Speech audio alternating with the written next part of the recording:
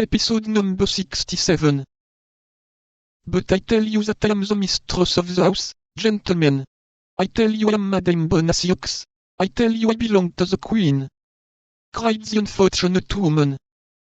Madame Bonacieux, murmured D'Artagnan. Can I be so lucky as to find what everybody's seeking for? The voice became more and more indistinct.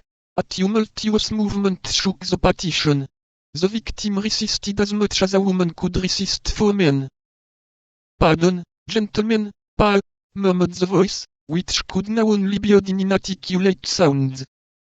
They are binding her, they are going to drag her away, cried D'Artagnan to himself, springing up from the floor. My sword. Good, it is by my side. Planchet. Monsieur. Run, and seek Athos, Porthos and Aramis. One of the 3 will certainly be at home, perhaps all 3. Tell them to take arms, to come here, and to run. Ah, I remember, Athos is at Monsieur de Tréville's.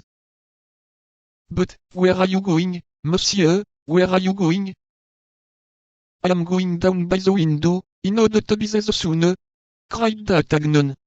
You put back the boards, sweep the floor, go out at the door, and run as I told you. Oh, monsieur! Monsieur! You will kill yourself! Cried Planchet.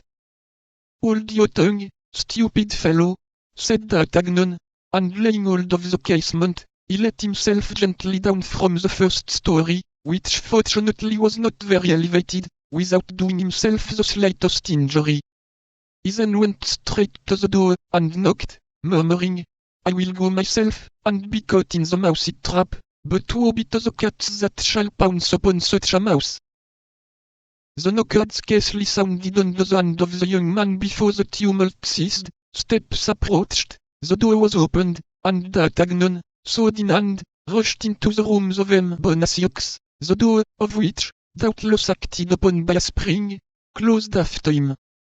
Then those who dwelt in Bonacieux's unfortunate house, together with the nearest neighbors, heard loud cries, stamping of feet, clashing of swords, and breaking of furniture. A moment after, those who, surprised by this tumult, had gone to the windows to learn the cause of it, saw the door open, and 4 men, clothed in black, not come out of it, but fly, like so many frightened crows, living on the ground, and on the corners of the furniture, feathers from their wings, that is to say, patches of their clothes, and fragments of their cloaks. D'Artagnan was conqueror without much effort, it must be confessed, for only one of the officers was armed, and even he defended himself for form's sake.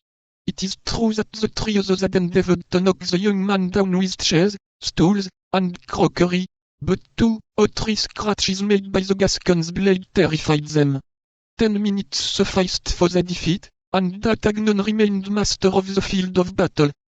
The neighbors, who had opened their windows, with the coolness peculiar to the inhabitants of Paris in these times of perpetual riots and disturbances, closed them again as soon as they saw the 4 men in black flee, their instinct telling them that for the time all was over.